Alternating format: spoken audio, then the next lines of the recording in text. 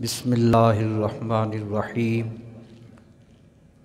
نحمدہ ونستعینہ ونستغفرہ ونصلی ونسلم علی رسولہ الکریم اما بعد فاعوذ باللہ من الشیطان الرجیم بسم اللہ الرحمن الرحیم وَمِنَ النَّاسِ مَن يَشْرِي نَفْسَهُ ابْتِغَاءَ مَرْضَاتِ اللَّهِ وَاللَّهُ رَءُوفٌ بِالْعِبَادِ صدق اللہ العلی العظیم۔ محبت سے درود شریف الصلاۃ والسلام علیک یا سیدی یا رسول اللہ وعلی آلک واصحابک یا سیدی یا حبیب اللہ۔ آج گفتگو کا موضوع ہے مفتی اعظم شاہ محمد مظہر اللہ دہلوی رحمۃ اللہ علیہ کا عرس، جو 28 نومبر کو ہمدرد سینٹر لاہور میں منعقد ہو رہا ہے۔ صاحب عرس کا روحانی مقام اور ان کی تعلیمات، اس حوالے سے گفتگو ہے۔ قرآن کریم کی آیت مبارکہ سورہ بقرہ سے تلاوت کی ہے۔ اللہ پاک نے ارشاد فرمایا وَمِنَ النَّاسِ، لوگوں میں سے کوئی خوش نصیب ایسا بھی ہے انسان، یشری، جو بیچ دیتا ہے، اللہ اکبر، کس چیز کو؟ نفسہ، اپنی جان کو۔ کیوں بیچتا ہے؟ ابتغاء مرضات اللہ، اللہ کی خوشنودیاں، اللہ کی خوشیاں، اس کی مرضی، اس کی رضا حاصل کرنے کے لیے اپنی جان تک بیچ دیتا ہے۔ کچھ ایسے بھی ہیں۔ واللہ رؤوف بالعباد، اور اللہ پاک اپنے بندوں پر نہایت مہربان ہے۔ اس آیت سے پہلے منافقین کا تذکرہ ہے، تو کمپیئر بھی کریں گے کہ منافقین کیا اور یہ مخلصین، ان دونوں میں فرق اس لیے مالک دونوں کے حوالے سے قرآن شریف میں ذکر فرماتا ہے۔ منافقین کی اخلاقی پستی کا ذکر ہے اس سے قبل،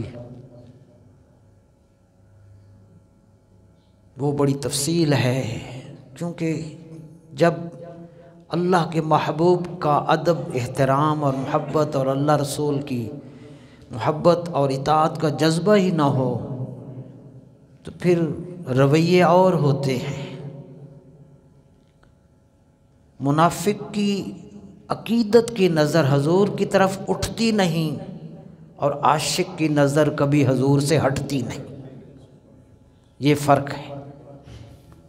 تو انہی عشاق میں سے اللہ پاک نے انہی خاص بندوں کا تذکرہ فرمایا جو اپنا تن، من، دھن، سب کچھ اللہ کی رضا کی خاطر قربان کرنے کے لیے ہر وقت تیار رہتے ہیں۔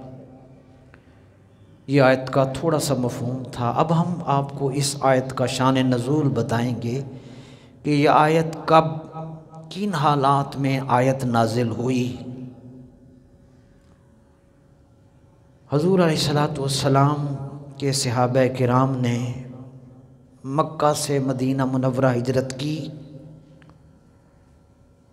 آپ سب وہ ہجرت کے واقعات کو کافی حد تک جانتے ہیں، سن رکھا ہے آپ نے۔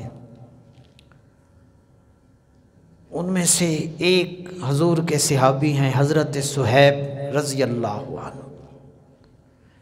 اس وقت کافروں کے لیے سب سے بڑی شکست یہ تھی، سب سے بڑی ناکامی یہ تھی کہ مسلمان مکہ کو چھوڑ کر مدینہ منورہ کا رخ کر لیتے، اور ان کی سر توڑ کوشش ہوتی تھی کہ کوئی یہاں سے بچ کر ادھر نہ جائے مسلمان۔ تو حضرت صہیب رضی اللہ عنہ نے ہجرت کی روانہ ہوئے مکہ پاک سے، راستے میں تھے، انہیں پتہ چل گیا کفار کو کہ وہ ہجرت کر گیا۔ بس پھر ان کی ذہنی حالت آپ جانتے ہیں، انہوں نے پیچھے سے دوڑے، بندے لگائے کہ ان کو وہیں پکڑ کر جو مرضی ہو جائے۔ اللہ اکبر۔ وہ بھی چلے، عاشق بھی چل رہے تھے، کافر بھی چل رہے تھے، دونوں کے سفر ہو رہے تھے، مگر نیت ان کی وہ تھی، ادھر یہ تھی۔ اسی کو اقبال نے کہا تھا، پرواز ہے دونوں کی اسی ایک فضا میں، شاہی کا جہاں اور ہے کرگس کا جہاں اور۔ دونوں ہی سفر کر رہے تھے۔ وہ پہنچ گئے، حضرت صہیب کو گرفتار کر کے گھیر لیا۔ ہاں جی رک جا، رک گئے۔ حضرت صہیب رضی اللہ تعالیٰ عنہ، کیوں جا رہے ہو؟ جیسے ہوتی ہے بات چیت وہ ساری، انہوں نے کہا میں مدینہ منورہ جا رہا ہوں، تم نہیں جا سکتے۔ اللہ اکبر۔ قیامت تک کے لیے یہ واقعہ ہر مسلمان کے لیے بہت بڑا سبق ہے۔ آپ نے ان سے کہا یار مجھے چھوڑ دو، مجھے مدینہ منورہ جانے دو، میرے پاس جتنا پیسہ ہے، جتنا سامان ہے، جو دنیا کی چیزیں ہیں، یہ ساری لے لو۔ تو ان کو تو ضرورت ہی یہی ہے نا جی، جو مرضی کوئی کرے، ساڈا سودا سیدھا رہے۔ تو انہوں نے کہا اچھا چل یہ سارا کچھ مجھے دے دو، ہمیں دے دو، تم جاؤ۔ اللہ اکبر۔ سارا سامان لے لو اور مجھے مدینہ جانے سے نہ روکو۔ وہ کافر راضی ہو گئے، وہ سامان لے کر پیچھے کو رخصت ہوئے، یہ سرکار کی طرف روانہ۔ یہ راہیں جدا جدا، ایک مال لے کر خوش، ایک مال دے کر خوش۔ برادران، ان کی عظمتوں کو سلام، تا قیامت سلام پیش کرتے رہیں گے یا اہل ایمان۔ آخر وہ مکہ پہنچ گئے اور حضرت صہیب مدینہ منورہ حضور کی خدمت میں پہنچے۔ سبحان اللہ میرے برادران، حضرت صہیب رضی اللہ عنہ حضور کی خدمت میں پہنچے، ان کے اس کردار اور کریکٹر کی عظمت اتنی تھی، بجائے اس کے کہ حضور صحابہ کو بتاتے کہ ان کے ساتھ یہ ہوا، یا حضرت صہیب خود اپنا حال بتاتے، نہ حضرت صہیب بولے نہ حضور بولے، اللہ پاک نے جبرائیل امین کو بھیجا یہ آیت لے کر نازل۔ ان کی عظمتوں کے خطبے حضور کے صحابہ کے قرآن پڑھ رہا ہے، کون ان کی عظمتوں کو میجرمنٹ ان کی کرے؟ جی آیت حضرت صہیب رضی اللہ عنہ کی ہجرت کے موقع پر نازل ہوئی۔ سو میرے برادران، اب ہم تیسرا نقطہ عرض کر رہے ہیں۔ قرآن مجید کی حفاظت کا ذمہ اللہ نے لیا۔ قرآن کریم جب نازل ہوتا حضور علیہ السلام ذرا تھوڑا جلدی پڑھتے تاکہ جبرائیل امین کی موجودگی میں مجھے یاد ہو جائے۔ تو اللہ پاک کو حضور کی اتنی تکلیف پسند نہ آئی، فرمایا لا تحرک بہ لسانک لتعجل بہ، محبوب قرآن شریف کو یاد کرنے کے لیے جلدی نہ کریں، تسلی دی ان علینا جمعہ و قرآن، اس قرآن کی حفاظت کی ذمہ داری ہم پر ہے۔ تو اللہ نے قرآن شریف کی حفاظت کا ذمہ لیا، اور قرآن کی بھی حفاظت کا ذمہ اللہ نے لیا، حضور کی اداؤں کو محفوظ رکھنے کا ذمہ بھی اللہ نے لیا۔ चुनांचे इब्तिदाअन हजूर अलैहिस्सलातु वस्सलाम कुरान करीम और हजूर की सुन्नत और सीरत की हिफाजत करने वाले सहाबा किराम और उसके बाद ताकि ये कुरान और हजूर की सीरत लोगों को नज़र आए, कुरान किताबी सूरत में और हजूर की सुन्नत अमली सूरत में हर दौर में इंसानों को नज़र आती रहे। फिर मर्ज़ी हर एक की है जो जो सौदा ख़रीद ले। तो सहाबा किराम रिज़वानुल्लाह अलैहिम अजमईन ने दोनों ये अमल किए। मेरे बिरादरान, सहाबा के बाद ताबीन, तबा ताबीन, औलिया अल्लाह पाक एहतमाम अपनी कुदरत से फरमाते रहे। अल्लाह पाक कि वो हर दौर में कुछ ख़ास लोगों को मुंतखब करते हैं मालिक, उनसे कुरान की भी हिफाजत करवाते हैं और रसूलुल्लाह की सच्ची अदाओं की भी हिफाजत करवाते हैं। वो हजूर पाक के अखलाक का, हजूर की आदात का, वो खुल्क नबवी के ऐसे लोग मुजस्मा होते हैं, उनकी ज़ुबान से कुरान और उनकी सीरत से रसूलुल्लाह की सुन्नत झलकती है, ताकि क़यामत तक ये साबित हो जाए कि कुरान भी ज़िंदा है तो साहिब कुरान की अदाएँ भी ज़िंदा हैं। सो बिरादरान, इसीलिए कुरान शरीफ में अल्लाह पाक ने इरशाद फरमाया, या अय्युहल्लज़ीना आमनुत्तकुल्लाह वकूनू मअस्सादिकीन, ईमान वालो अल्लाह का तकवा इख्तियार करो और सच्चों के साथ हो जाओ। तो खाली तकवा ही काफ़ी था, सारा ज़ोर ही तकवा पर, इबादत का मकसद भी तकवा है,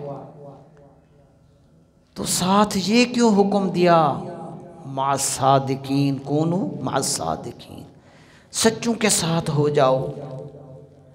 उसकी वजह ये है कि जब सच्चे लोगों की संगत और सोहबत और मोहब्बत और इताअत अता होती है, मिलती है,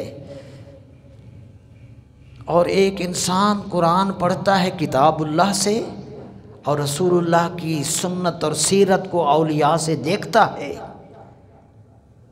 तो फिर उन औलिया अल्लाह की सादिकीन की सोहबत से तकवा नसीब भी होता है, तकवा महफूज भी होता है। इसलिए दाता साहब अलैहि रहमा मौलाना रूम का ये शेर लिखा हुआ है, यक ज़माना सोहबत बा औलिया। मैं 2 सिपारे पढ़ लूँ शायद वो असर ना हो, अल्लाह वाले का एक जुमला काम कर जाए। मेरी तिलावत भी तो मेरी जैसी, जैसा मैं मेरी तिलावत वैसी। तो सादिकीन के साथ जुड़ने का अल्लाह पाक ने हुक्म दिया। क्यों कि ये कामिलीन, ये सादिकीन खुद संवरे होते हैं, खुद निखरे हुए होते हैं, सुन्नत के सांचे में खुद ढले होते हैं, और जो इनकी सोहबत में आ जाता है उसे भी संवार देते हैं। मौला रूम ने इसलिए फरमाया, यक ज़माना सोहबत बा औलिया बेहतर सद साल ताअत बेरिया। अल्लाह वालों कामिलीन में से जो कामिल लोग हैं औलिया, उनकी सोहबत में एक लम्हा अदब से बैठ जाना 100 साल की खालिस इबादत से बेहतर है। जी मौलाना रूम अलैहि रहमा का शेर है, दाता हजूर अलैहि रहमा के मज़ार पर लिखा हुआ है। आइए बिरादरान, इन्हीं कामिलीन में से, इन्हीं आरिफीन में से, औलिया कामिलीन में से आज हम हज़रत मुफ्ती आज़म शाह मोहम्मद मज़हरुल्लाह देहलवी अलैहि रहमा, जिनका उर्स मुबारक 28 नवंबर को हमदर्द सेंटर लाहौर में हो रहा है, उनका तज़किरा कर रहे हैं। मुफ्ती आज़म रहमतुल्लाह अलैह का विसाल और आपकी वफ़ात 1966 को दिल्ली में हुई, और जामे मस्जिद फ़तेहपुरी के दिल्ली के शाही इमाम थे, और आपका मज़ार पुर अनवार उस मस्जिद के सहन में मौजूद है जो मरकज़ खलाइक है। अल्लाह अकबर। माहिर रिज़वियात प्रोफेसर डॉक्टर मोहम्मद मसूद अहमद जो उनके साहबजादे हैं, वो फरमाते हैं, मुफ्ती साहब मेरे वालिद माजिद थे, وہ میرے استاد گرامی تھے، وہ میرے مرشد کریم تھے۔ اگلا جملہ، انہوں نے میرے جسم کی پرورش کی، دماغ کی پرورش کی، میرے دل کو سنوارا، روح کو نکھارا۔ ایسے مخلص باپ کے بیٹوں سے کچھ نہ چاہا، مشفق استاد ایسے کہ شاگردوں سے کچھ نہ طلب کی، اور مہربان مرشد ایسے کہ مریدوں سے کچھ ڈیمانڈ نہ کیا۔ آگے لکھتے ہیں، وہ جانتے تھے کہ باپ وہ ہے جو بیٹوں کو دے، استاد وہ ہے جو شاگردوں کو عطا کرے، اور مرشد وہ ہے جو مریدوں کو نوازتا ہی رہے۔ یہ حضرت مسعود ملت میرے مرشد کریم علیہ رحمہ ان کا جملہ تھا، چونکہ مفتی اعظم علیہ رحمہ ان کے والد گرامی تھے۔ مفتی صاحب رحمۃ اللہ علیہ کی زندگی منظم تھی، مربوط تھی، لکھتے ہیں جیسے موتی کی لڑی، صبح سے شام اور شام سے صبح تک ایک ایک گھنٹے نہیں، ایک ایک لمحہ کا حساب رکھتے تھے، وقت کو ضائع نہ فرماتے تھے۔ یہ آج کا بہت بڑا سبق ہے، وقت کو ضائع نہ فرماتے، کیونکہ یہ بڑی دولت ہے۔ جس نے وقت کی قدر کی، وقت نے اس کی قدر کی۔ ان کا طریقہ تعلیم بڑا ہی نرالا تھا۔ اللہ اکبر، نظروں سے تربیت فرمائی، ہم ڈنڈے اور سوٹیاں اور پتہ نہیں کیا کچھ سے بچوں کی وہ تربیت نہ کر پائے، وہ نظر سے تربیت فرماتے۔ اس کو اقبال نے کہا تھا، تجھے یاد کیا نہیں ہے میرے دل کا وہ زمانہ، تجھے یاد کیا نہیں ہے میرے دل کا وہ زمانہ، وہ ادب گہے محبت، وہ نگاہ کا تازیانہ۔ سمجھ رہے ہیں؟ دل میں محبت، نگاہ اٹھتی تھی تو بندے سنور جاتے تھے۔ تو آپ نگاہ سے تربیت فرماتے۔ آپ کا بہت بڑا کام ہے فتوے لکھنا، سب سے مشکل کام ہے کسی مضبوط حکم فتویٰ لکھنا۔ اپنے دور کے علماء میں بہت نمایاں تھے۔ زندگی میں مفتی اعظم علیہ رحمہ نے 1,00,000 فتوے تحریر کیے۔ کتنے؟ 1,00,000 فتوے تحریر فرمائے، اور آج بھی فتاوی مظہریہ 3 جلدوں کا مجموعہ الحمدللہ وہ موجود ہے۔ جب ان فتووں کو پڑھتے ہیں تو وہ وکیل کی تحریر نہیں، جج کا فیصلہ معلوم ہوتی۔ آپ نے فتووں کے علاوہ اپنے مریدین کی تربیت کے لیے خطوط لکھے، جن کو ہم مکتوب اور اس کی جمع مکاتیب، خط لکھے۔ اس دور میں 1966 کی بات کر رہے ہیں، تو اس وقت خطوط ہوتے تھے، اور آپ نے بھی شاید دیکھے ہوں، ایک کارڈ ہوتا تھا، ڈاکخانے سے ملتا تھا، اتنا سا کارڈ ہوتا تھا، ایک سائڈ پہ ایڈریس لکھا ہوتا تھا، دوسرے سائڈ کے اوپر جو کچھ بھی ہوتا تھا وہ لکھا ہوتا تھا۔ لکھنے والا مکتوب الیہ کو جو کچھ لکھتا تھا، عموماً بس وہ ہوتے تھے، پھر بعد میں لفافے وغیرہ آئے۔ تو حضرت مفتی اعظم رحمۃ اللہ علیہ نے اپنے مریدین کی تربیت کے لیے، جو دور دراز تھے، ان کی تربیت کے لیے، جو محفل میں نہیں آ سکتے، جو ہندوستان سے باہر دوسرے ممالک میں دور دراز شہروں میں تھے، ان کو خطوط لکھتے، وہ خط میں کچھ پوچھتے، آپ ان کو جواب لکھتے، تاکہ مریدین کی تربیت ہوتی رہے۔ اصل چیز تربیت ہے۔ مرید ہو جانا، میرے حضرت فرماتے کہ بیعت کا معنی ہے بیچ دینا، باع یبیع بیعن، ان اللہ اشترا، اللہ نے خرید لیے۔ تو بیعت کا معنی ہوتا ہے بیچ دینا۔ مرید اپنے آپ کو کامل مرشد کے ہاتھ میں بیع بیچ دیتا ہے۔ سو میرے برادران، وہ پھر جب مرشد کی تربیت ہوتی ہے، وہ بکا ہوا مرید مرشد کے حکم پر زندگی گزارتا ہے، اور پھر جب وہ مرشد کی دعاؤں کے ہاتھ اٹھتے ہیں تو اپنے لیے بھی ہوتے ہیں، وہ سب کے لیے اٹھتے ہیں۔ پھر وہ مرید کی دعائیں شاید اتنا کام نہیں کرتی جتنا ان کی دعائیں، ان کی نگاہیں کام کر رہی ہوتی ہیں۔ وہ کونوا مع الصادقین کا رنگ، ضروری نہیں کہ پیر صاحب سامنے ہوں، ربط اور رابطہ شیخ، تصور شیخ کے ذریعہ سے مرید کامل مرشد کامل کی نگاہ میں، ان کی خدمت میں ہر وقت رہتا ہے،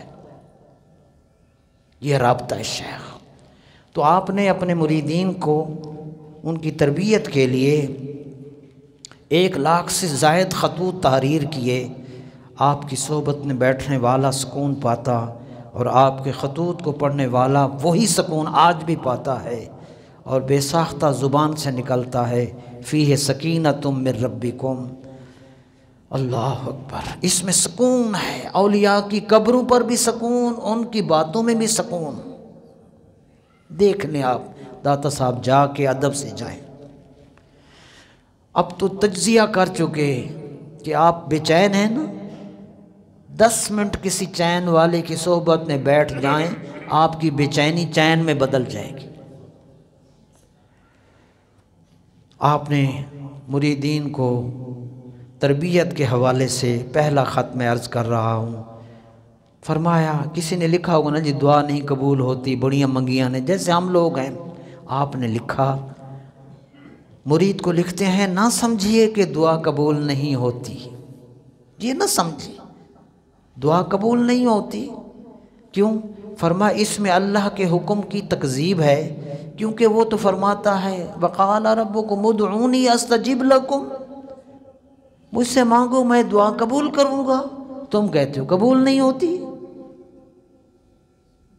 یہ کبھی نہ سوچنا کیسے ہو سکتا ہے کہ دعا مانگی جائے اور رد اور قبول نہ ہو۔ ہاں یہ دوسری شے ہے کہ کسی حکمت سے جو چیز ہم مانگتے ہیں وہ نہ دیں، اس کے عوض وہ چیز دیں جو ہمارے لیے فائدہ مند ہے، مل جاتی ہے۔ ہماری نظر چھوٹی ہے نا، مالک کو علم ہے کہ اس کو کروڑ ملا تو یہ سوچ کے اس کا دماغ پھٹ جائے گا، جیسے ہم چھوٹے بچے کو 5,000 کا نوٹ نہیں دیتے۔ اللہ اکبر۔ دوسرے خط میں فرماتے ہیں، وہ بھی میں مختصر، اس میں یہ فرمایا کہ آخرت کی فکر کرو، ایک وقت آئے گا قیامت میں تم تمنا کرو گے کہ دنیا میں اتنی دیر کے لیے مجھے واپس بھیج دیا جائے کہ میں سبحان اللہ کہہ کر واپس آ جاؤں۔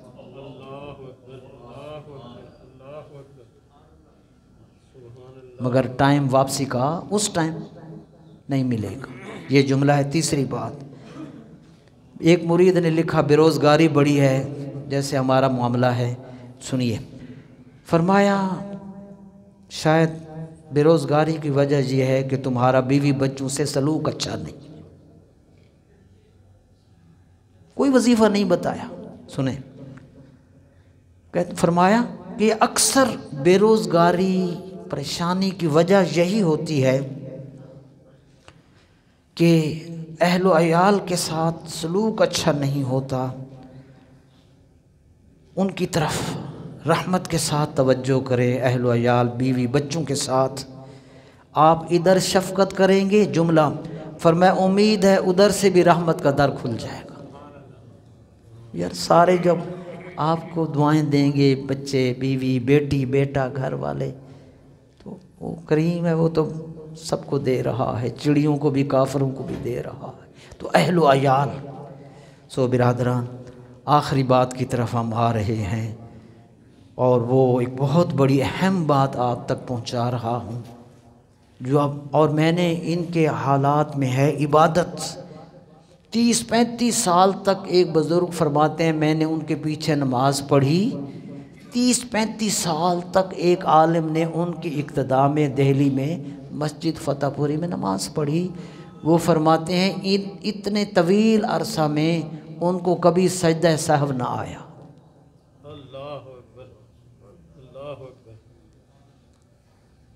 اس قدر کنسنٹریشن مالک کے ساتھ،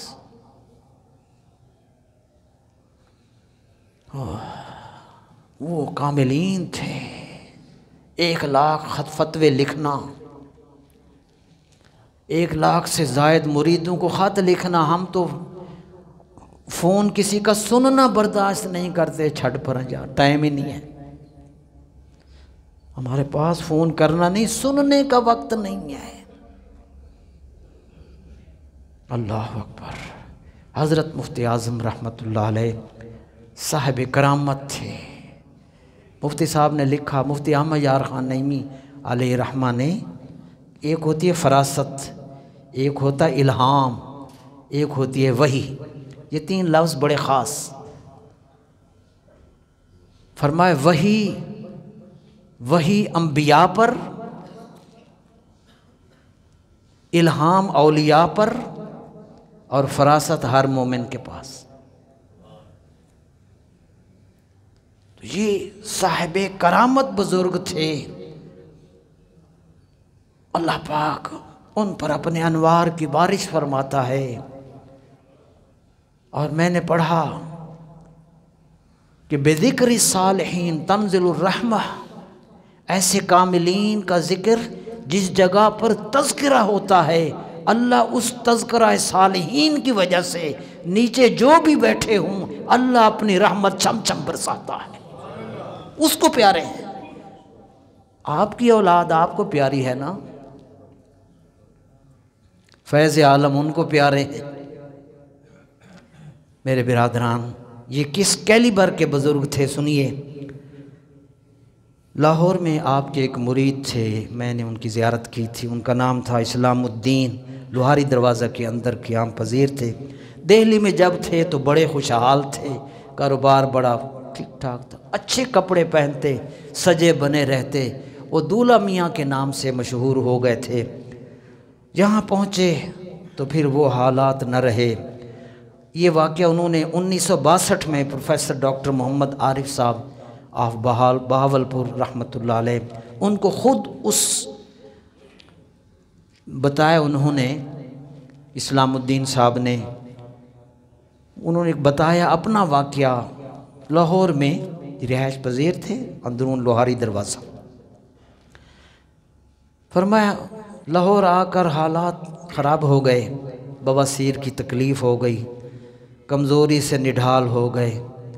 تو تکلیف آئی تو مرید کا رخ پہلے ہی مرشد کی طرف ہوتا ہے، ڈاکٹر کی طرف بعد میں، تاکہ دعا سے آغاز ہو، ان کی دعا سے پھر علاج شروع ہو۔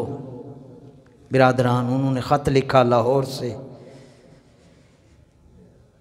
دہلی سے 2 لائن لکھا ہوا ایک خط آیا، اس پہ لکھا ہوا تھا اب بجائے اس کے کہ خوراک کا خیال کرو وغیرہ وغیرہ، اپنی صحت کا وغیرہ، جیسے ہم ہدایات دے دیتے ہیں اپنی ڈائٹ کا، اپنے معدے کا وغیرہ وغیرہ، خط آیا مختصر لکھا ہوا تھا دہلی سے۔ لکھا یہ تھا، آپ سن کر حیران ہوں گے، یہ تحریر تھی اپنے مرید کو، دہلی بیٹھ کر جواب دے رہے ہیں لاہور والے مرید کو، اس کی حالت کو دیکھ کر۔ فرمایا ایسا معلوم ہوتا ہے کہ تم داتا صاحب نہیں جاتے،